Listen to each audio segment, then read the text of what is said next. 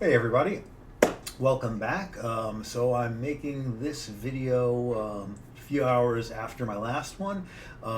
Turns out that I was complaining in the video about how things were kind of slow on the machine. Well, it looks like there were some issues because the video that I uploaded is kind of wonky. It looks like it updates the video very infrequently. It's just not fun to look at, not very well done. So I'm basically re-recording this video. The problem is I've already made the blog post and I posted it. So we're going to do things a little bit differently. I'm going to actually work off of the blog post in terms of the code, even though we're going to still look at emacs, and we're going to be working in emacs to show how everything works. So this video is about how I use org mode for my to-do lists and my calendar. And I didn't do this when I did my other videos for org capture, and there are links to those videos here and post here and here, because I was playing with a way of syncing to Google Calendar, and I'm going to show you how I do that in this video. Now, also, as it just happens, Rainer Koenig, who does some really great videos on org mode, and here's the link to those videos, just did a video on how he syncs to Google Calendar. And I looked into the way he did it a while ago, and it didn't really work for me. It involved putting a cron job on your machine to periodically download stuff. That didn't work within the way I like doing things. One, I don't like having to have a cron job on the machine. It's another thing to keep synced between my various laptops and my desktop at home, my desktop at work. It also pulled the stuff from Google Calendar, and I wanted to have two-way synchronization. So it's a great solution for some people, but it wasn't really great for me. So instead, I'm using something called org gcal, and org gcal, I've got a link to it somewhere. No link to it? Well, it's easy enough to. I'll modify the post for that, but we can just do a quick search for org gcal, and it's a nice package that does all the syncing for you. And so to install it, you first have to set it up. So you have to install it. So like over here, not over here, right? I'm not using emacs for this. I'm using my blog post. This is the code that I use to install it, basically. Except you do have to do a little bit of setup. And if you go over to the page over here, it says installation.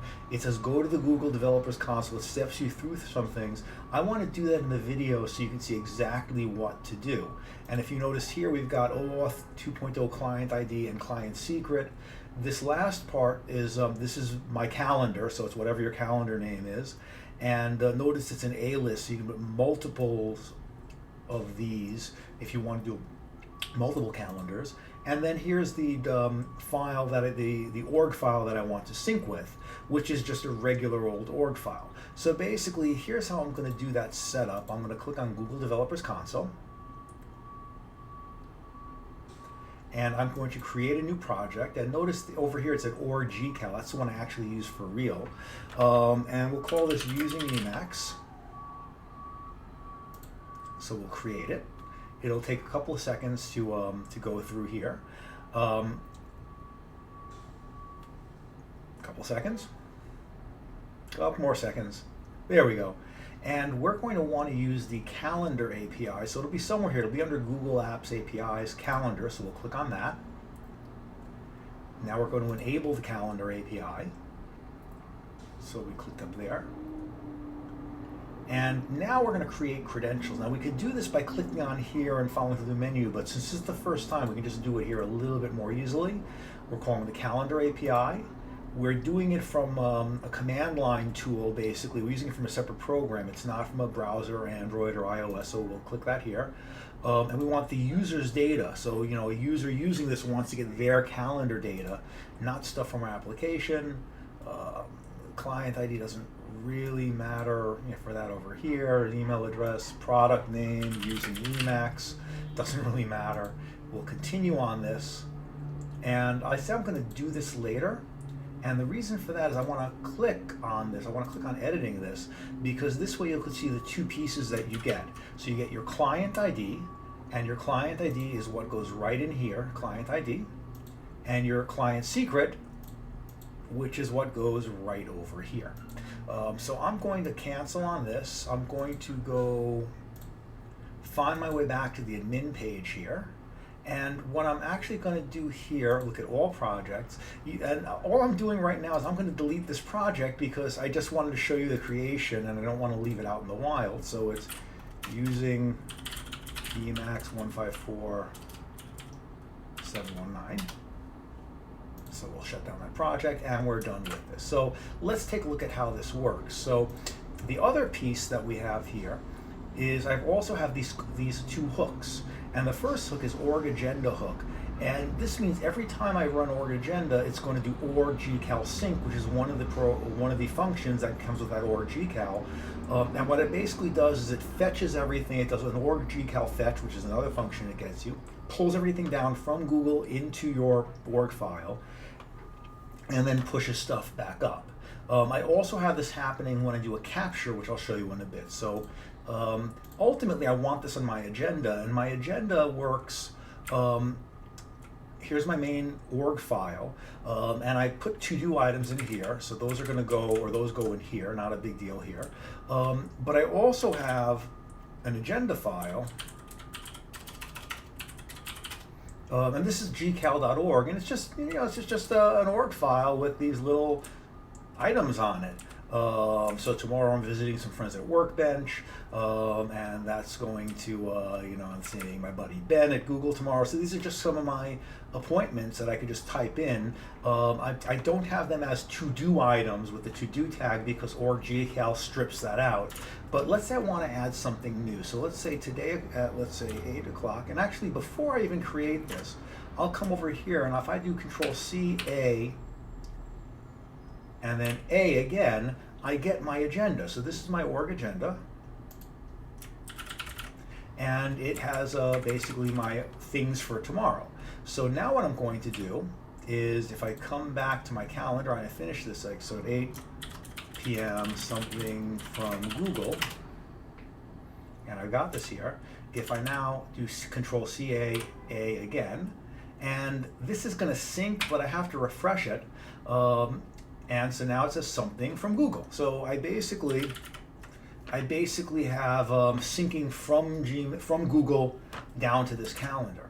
But what if I want to, and if I'm looking here, let me open this up a little bit more. If I look in here and I do, let's look for something, oops, wrong window, something from Google, here it is. So that's that, really pretty easy. Now, the next thing that I did is I also, and here are the details in the post, I also have a capture template that works for this, and that's where this second hook comes in. After I do a capture, I'm also going to sync. So notice that I have my agenda files. I.org is for my to-dos, schedule is for old stuff, I don't use that anymore, but gcal.org is doing that sync, and you'll notice that I can make an appointment which goes to gcal.org. So if I'm here and I want to make a new appointment, so let's say Control-CC, let's make a bigger font. Whoops. Make a new appointment. Where am I? Okay, so now I have to make the appointment. It's going to be, it's already marked the 5th. Let's make this at 9:00 p.m.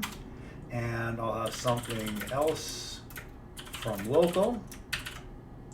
So I've got something from Google. If I come over to here and I look for something else from local, notice that that's also in here. If I refresh my, if I refresh my agenda, I've got something from Google, something else from local. And if I come over to my calendar, I have something from Google, something else from local. So notice that the syncing works both ways, which is really cool. And if I do some deleting action here, well, actually, let's edit the something from Google, something awesome.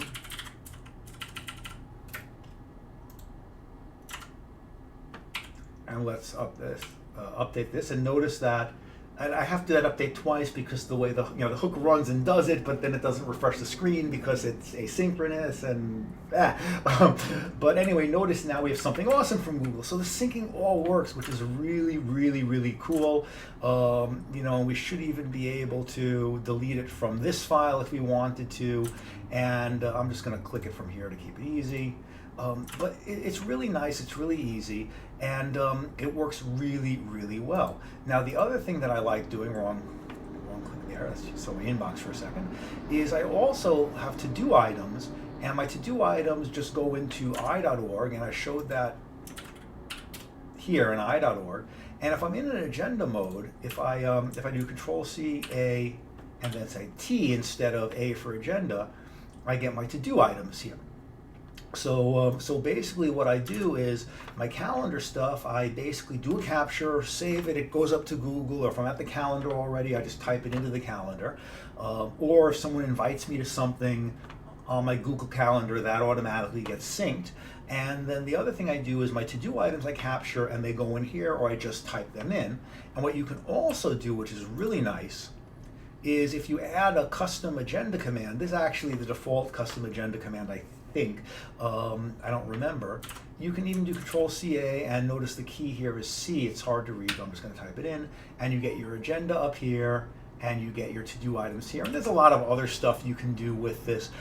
These are just the basics, which I like. It gets me through just about everything that I like to do.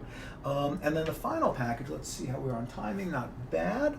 The final package I want to show you is calfw. I don't really use it that much, but you can just do a Google, you just click on here for this. But calfw, the nice thing about it is, if you put in your public feeds for your calendars here, and you make your own little command here, like my calendar, you can type in that function. I don't have it bound to anything, so I'm not really using it much. And you end up getting a nice graphical kind of version of the calendar within Google. I don't use it that much for the simple reason that I usually just use the agenda view, and that's mostly what I work with, and I usually do have the Google Calendar up on my browser, so that's kind of duplication. Those are my two things going on. I have Emacs and a browser, and that covers me for everything. So hopefully this is a better version of the video. I'll leave the old version up as well. I won't delete it. But yeah, that's pretty much that. I'll leave this link in here so people can see it as well, and I'll put in the link to org gcal up here, and that's it. So I hope you enjoy.